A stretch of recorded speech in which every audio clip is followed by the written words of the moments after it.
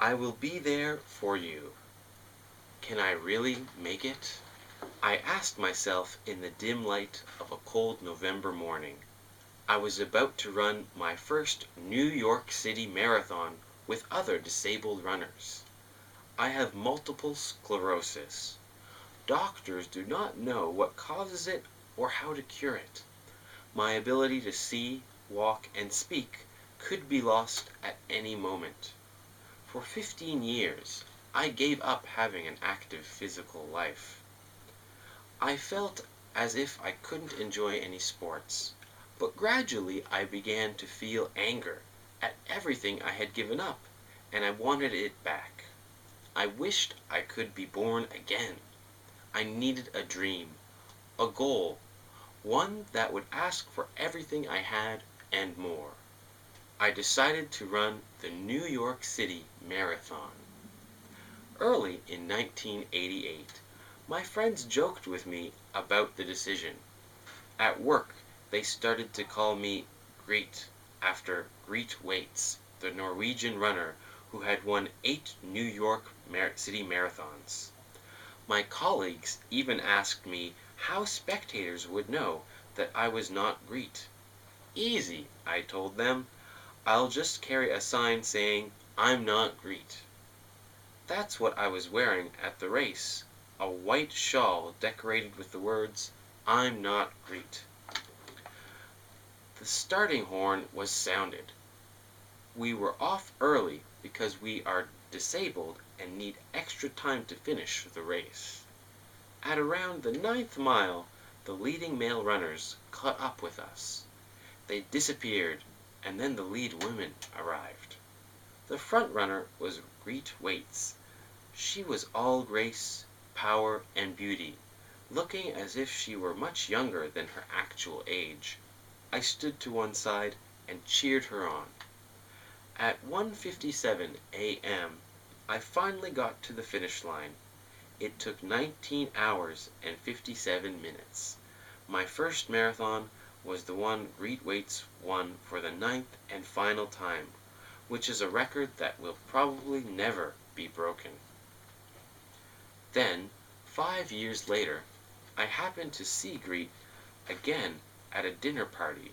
What surprised me was that she knew who I was. She was amazed that anyone could be willing to stay out on the course for 20 hours. She knows how tiring 2 hours and 25 minutes can be. I was happy to meet her and told her about a funny experience I had after my first race 5 years before. That year, a New York paper took a picture of me at the finish line and showed it under a bigger picture of Greet.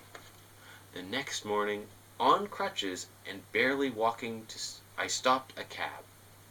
As I got in, the driver looked at me. "Hey, I know who you are," he said, as if he were talking to a movie star. "You were in the paper today. You're that runner. The one that won the marathon. Greet Waits. I wish I could run like you." At last I said the words I'd been waiting to say. "I'm not Greet." Then I told him I'm her older sister. People are always mistaking me for her. Greet thought this story was very funny. The dinner was just a few days before my 6th marathon, and she asked who would be there to record my finish.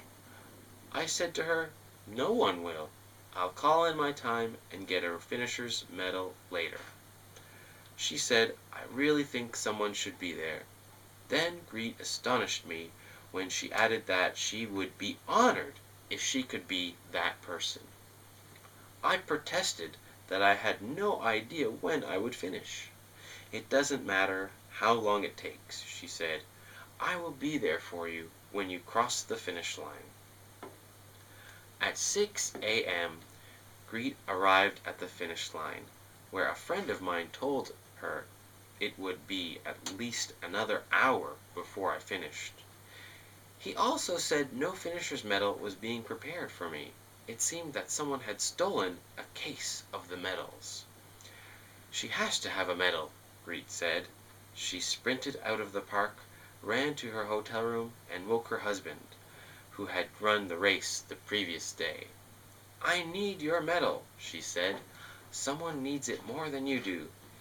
If you have to have a medal, you can have one of mine." Then she sprinted back to the finish line. I was still hours away, but Greet waited patiently for my arrival. At last I came into the park and saw a tape across the finish line, the same tape the winners had run through almost a full day earlier. And then I saw the person waiting behind the tape. Greet waits. She was determined that I experience the race no differently from the winner. As I crossed, Greet put the medal around my neck, and we fell into each other's arms, full of emotion. I felt as if I had won first prize.